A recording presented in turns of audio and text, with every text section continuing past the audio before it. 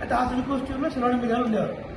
ఈ శివనంబి గారు ఒకసారి పొరుగురికి వెళ్ళాల్సి వచ్చింది పని మీద వెళ్ళారు. వెళ్ళిన తర్వాత కొంతమంది భాగవతోత్తములు శ్రీరంగం నుంచి తిరుక్కోష్ఠికి వచ్చారు.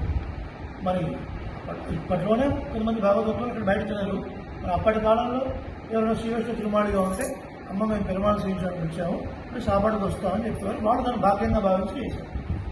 ఆయన ఊర్లో లేడు, ఈ గోష్ఠి వచ్చారు, సాపాటుకు వస్తామని చెప్పారు.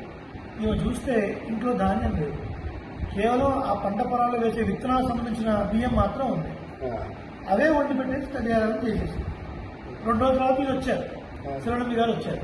మరి అప్పట్లో మన వాళ్ళు ఉద్యోగం చేసేవాళ్ళు కాదు, అందరికీ వ్యవసాయమే ఉండేది.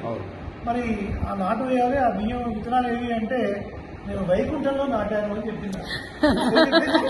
వైకుంఠంలో నాటాను. వైకుంఠం ఎప్పుడు పోయి ఎప్పుడు నాటావు ఏంటి అంటే ఏం లేదండి, మీరు వెళ్ళినప్పుడు భావదత్తులు శ్రీరంగం నుంచి వచ్చారు, వండి పెట్టడానికి ఏమీ లేవు, నేను బయటికి వెళ్ళలేను, మీరు ఊర్లో లేరు, ఆ ధాన్యమే వండి పెట్టాను. చాలా గొప్ప విషయం అని చెప్పారు.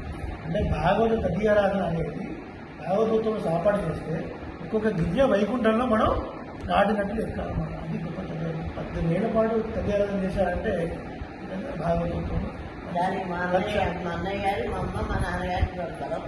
తర్వాత